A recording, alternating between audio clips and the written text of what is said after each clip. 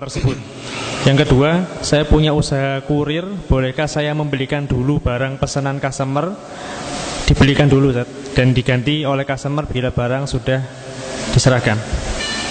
Ini seperti GoFood ya, jasa kurir. Anda SMS, saya pesan tahu goreng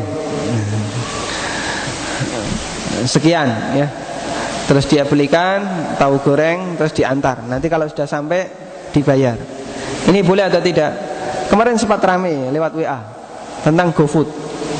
Ada yang mengatakan GoFood hukumnya haram karena menggabungkan dua transaksi, utang dengan layanan sewa, ijarah.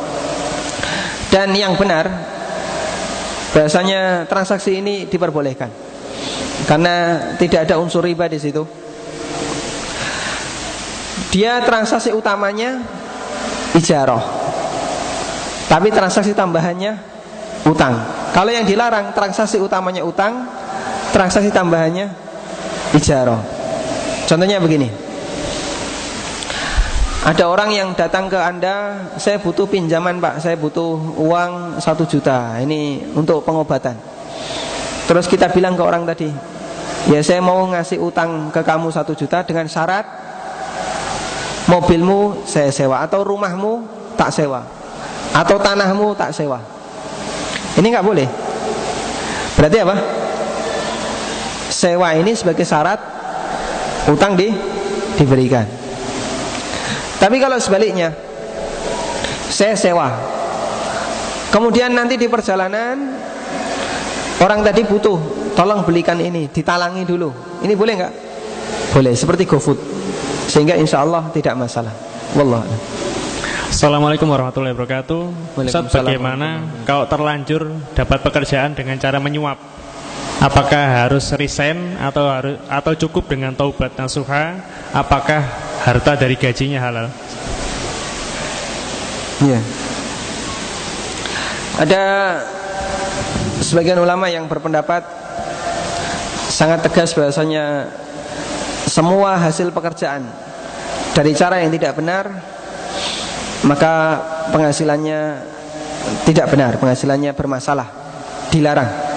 Sehingga dia harus resign, cari pekerjaan yang lain. Dan itu berdalil dengan kaidah ma yubna 'alal batili fahuwa batil. Semua yang dibangun dari kebatilan, maka hasilnya kebatilan. Awalnya batil, nanti selanjutnya batil. Kemudian ada yang memberikan pertimbangan yang lebih dakik, lebih detail. Begini, Anda digaji oleh perusahaan atas volume kerja yang Anda lakukan, bukan semata karena proses masuk, tapi karena volume kerja. Karena Anda kerja sebulan, kemudian setiap hari masuk sekian jam dan seterusnya, dari perhitungan ini berhak dapat gaji. Terlepas dari bagaimana cara dia masuk ke dalam pekerjaan tadi. Karena itu sebenarnya gaji ini kita dapatkan, gaji ini diperoleh dari jerih payah yang kita lakukan, bukan dari nyuap yang tadi kita lakukan.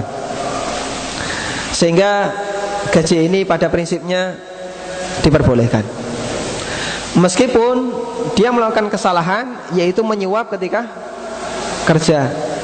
Maka bedakan antara bagi yang sudah terlanjur dan mereka yang belum melakukannya. Fatwa ini tidak berlaku. Kalau begitu saya tak masuk kerja pakai nyuap, katanya gajinya halal. Ya bukan demikian.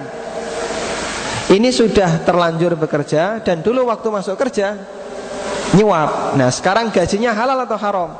Jawabannya gajinya masih halal, karena dia digaji dari hasil jerih payahnya, bukan dari hasil nyuapnya. Dia mau nyuap maupun tidak nyuap digaji enggak?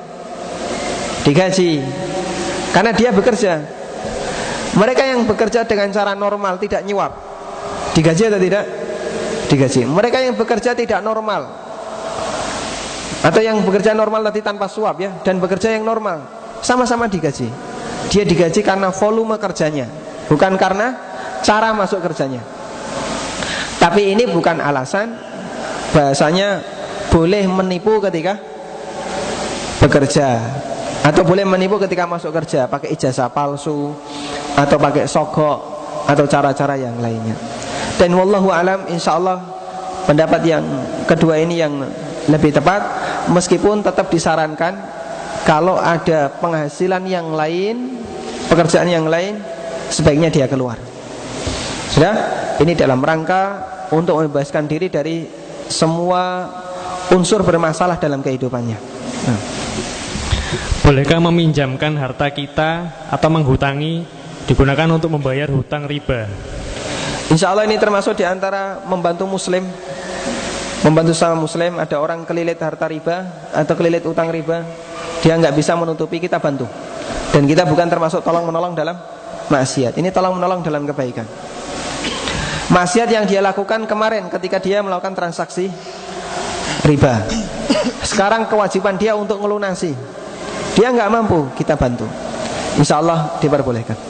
Assalamualaikum Ustaz, mengenai zakat mal, berapakah nisab minimal zakat mal? Apabila punya uang sudah memenuhi nisab, tapi uang tersebut dipinjam, belum dikembalikan, apakah itu masih wajib zakat mal? Uang tersebut dipinjam, belum dikembalikan, apakah tetap dizakati? Apakah harta seperti mobil, motor, rumah, emas termasuk dalam yang harus dizakati mal? Jazakallahu khair. Tentang nisab zakat mal, pendapat yang lebih kuat mengikuti nisab emas. Nisab emas 20 dinar atau sama dengan 85 gram. Kalau kita asumsikan 1 gram 500.000, berarti nisabnya kurang lebih 43 juta. Sehingga siapa yang punya tabungan 43 juta, berarti dia sudah memiliki harta 1 nisab. Terus bagaimana kalau harta 1 nisab ini ada di tangan orang lain, diutang sama orang lain, sampai setahun nggak bayar-bayar, dan ketika itu orangnya susah untuk ditagih. Piutang itu ada 2, ada piutang lancar, piutang macet. Piutang lancar, pelakunya lancar ya. Jadi dia tepat waktu kalau bayar, ditagih nggak menghindar, dan orangnya mampu. Ini piutang lancar. Piutang tidak lancar, salah satu kriteria tadi tidak ada, baik orangnya nggak mampu atau seperti welut ya, seperti cekel ucul. Ketika dikejar lari, dia model orang yang suka ngapusi misalnya, banyak alasan. Untuk piutang lancar, para ulama mengatakan wajib dizakati setiap tahun, dizakati. Untuk piutang tidak lancar, ulama beda pendapat. Dan pendapat yang lebih kuat dalam hal ini adalah pendapat Malikiyah, yang mengatakan ada 3 pendapat di situ ya. Ada yang mengatakan dia dizakati setiap tahun. Duit kamu di si A berapa? Oh, 50 juta. Ya sudah, 50 juta itu 2,5% setiap tahun. Ini pendapat Syafi'iyah. Ada yang berpendapat tidak dizakati sampai menerima 50 juta. Misalnya selama 4 tahun baru dibayar 50 juta. Nanti dikasih zakat 2,5% ping 4 ping 50 juta. Ada yang berpendapat dizakati sekali ketika menerima, dan ini pendapat Malikiyah. Jadi selama ada di tangan si A, enggak zakat-zakat. Begitu si A nyaur dapat 50 juta, kita bayar 2,5% kali 50 juta sekali. Ini pendapat Malikiyah, dan insya Allah ini yang lebih kuat.